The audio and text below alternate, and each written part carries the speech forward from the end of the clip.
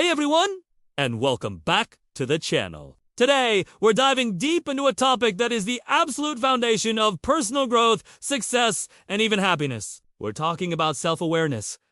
It sounds simple, right? Just knowing yourself. But it's so much more than that. It's about understanding your thoughts, your emotions, your strengths, your weaknesses, and how you show up in the world. Without it, we're just kind of drifting, reacting to life instead of consciously creating it. So, if you've ever felt stuck, or like you're repeating the same patterns, or you just want to level up your life, this video is for you. We're going to break down 6 practical, actionable steps you can start taking today to build powerful self-awareness. Let's get into it. Step number 1 is to reflect daily. I know. Our lives are incredibly busy. We rush from one task to the next, our minds constantly cluttered with to-do lists. But taking just a few minutes each day to pause and look inward is a game changer. This isn't about some huge, time-consuming ritual. It can be as simple as spending 5 minutes before you go to sleep just thinking about your day. What went well? What didn't? How did you feel during that awkward conversation at work? What thought kept popping into your head this afternoon? A fantastic tool for this is journaling. You don't have to be a great writer. Just grab a notebook and let your thoughts flow. You could use prompts like, what energized me today? Or what drained my energy? Or you can just do a brain dump, writing down whatever comes to mind without any filter. The act of writing things down forces you to clarify your thoughts and brings unconscious feelings to the surface. Over time, you'll start to see patterns in your behavior, your triggers, and your reactions that you never noticed before. It's like creating a user manual for your own mind. Try it for 1 week, just 5 minutes a day, and I promise you'll be amazed at what you discover. Step number 2 can be a little intimidating, but it is incredibly valuable. Seek honest feedback. We all have blind spots. There are aspects of our personality and behavior that we just can't see in ourselves, but are crystal clear to the people around us. Now, this isn't about asking people to criticize you. It's about gaining a more rounded perspective on how you are perceived.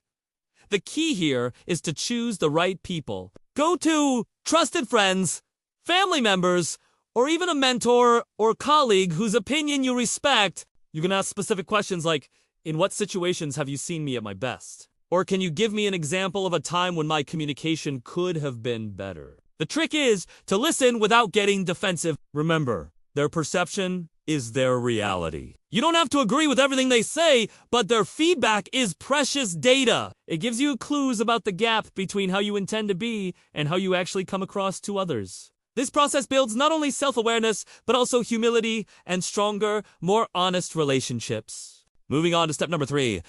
Identify your strengths and weaknesses. True self-awareness isn't just about finding your flaws. It's also about recognizing and owning your talents. What are you naturally good at? What activities make you feel capable and energized? When do you feel like you're in a state of flow where time just flies by? These are your strengths. Knowing them allows you to lean into them, to find work and hobbies that fulfill you, and to contribute your unique gifts to the world. Equally important is to be honest about your weaknesses. Where do you struggle? What tasks do you constantly procrastinate on? Where do you need to improve? This isn't about beating yourself up.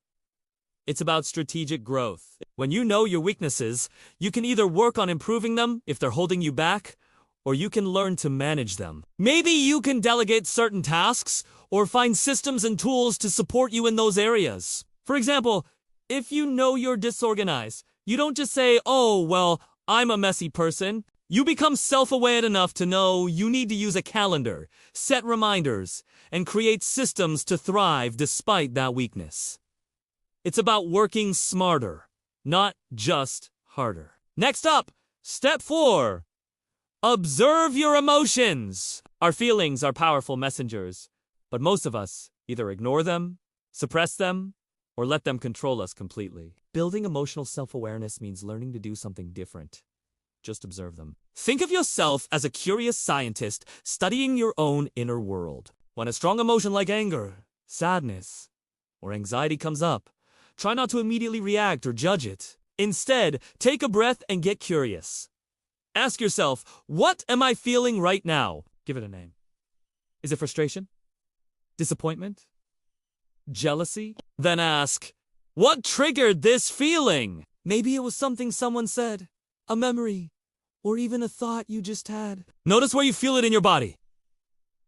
Is your chest tight? Is your stomach in a knot? By simply observing your emotions without judgment, you create a little bit of space. In that space, you have a choice. You can choose how to respond instead of just reacting on autopilot. This is the core of emotional intelligence, and it starts with paying attention to your own feelings. This leads us perfectly into step number 5.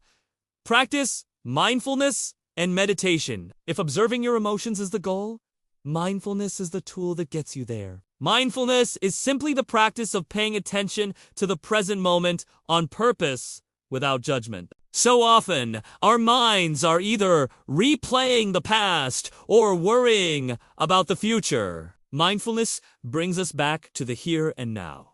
Meditation is a formal way to practice this. You can start with just a few minutes a day. Sit quietly, close your eyes, and focus on your breath.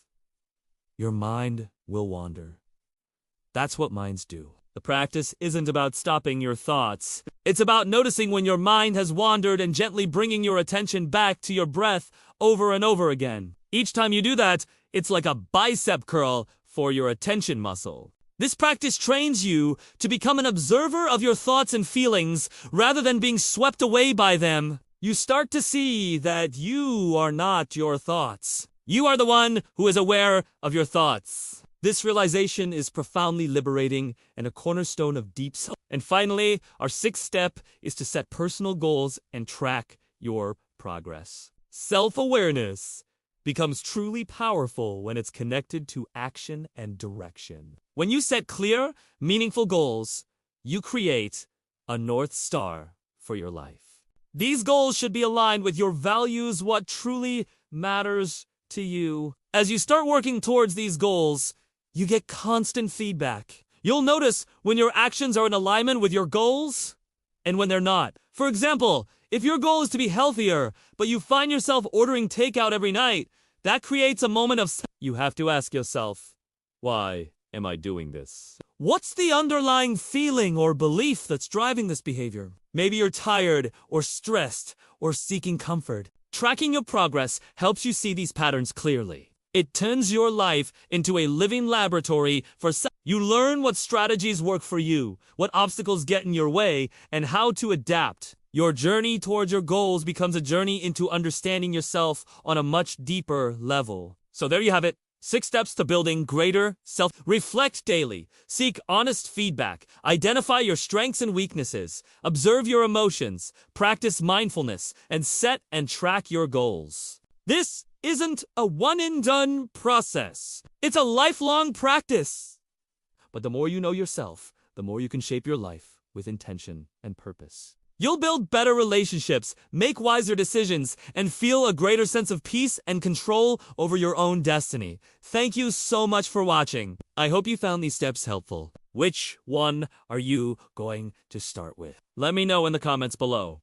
I'd love to hear from you. And if you enjoyed this video and want more content on personal growth and living a more intentional life, make sure to hit that like button and subscribe to the channel. It really helps us out. Until next time, take care.